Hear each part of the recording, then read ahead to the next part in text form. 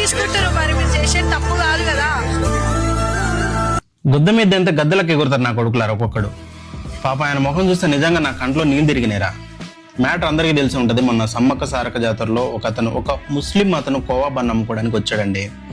పాపం ఆయన 10 రూపాయలకు బన్ అమ్ముతుంటే నీకు 10 రూపాయలకి ఎట్లా గిట్టుబాటు అవుతుంది, 10కి ఎందుకు అమ్ముతున్నావు, దీని మీద ఎక్స్పైరీ డేట్ ఏదని ఎర్రిపు క్వశ్చన్లు వేసి అందరు రౌండ్ అప్ చేసి టెన్షన్ పడ్డా అండి.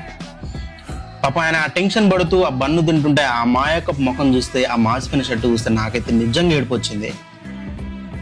ప్రతి టెర్రరిస్ట్ ముస్లిమే, కానీ ఇక్కడున్న ముస్లింలు అందరూ టెర్రరిస్టులు కాదండి. పాపం చిన్న చితక వ్యాపారం చేసే వాళ్ళ మీద మన ప్రతాపం చూపించొద్దు ప్లీజ్. దయచేసి నేను ఒకటే రిక్వెస్ట్ చేస్తున్నా, ఆయన పేరు, ఊరు, అడ్రస్ ఎవరికైనా తెలిస్తే ప్లీజ్ కామెంట్లో కానీ మెసేజ్లు కానీ నాకు చెప్పండి. నేను ఆయన కొంత డబ్బు సహాయం చేద్దాం అనుకుంటున్నా. ఇది నేను ఏదో ఫేమ్ కావడానికి లేకపోతే ఇంకేదో ఆశించి చేయట్లేదు. ఫాలో, షేర్ చేయమని నేను అస్సలు అడగను, నాకు అవసరం లేదు. అడ్రస్ కోసం మాత్రం ఈ వీడియో చేస్తున్నా. ప్లీజ్ నాకైతే కామెంట్ చేయండి. Promise, Ravi is here.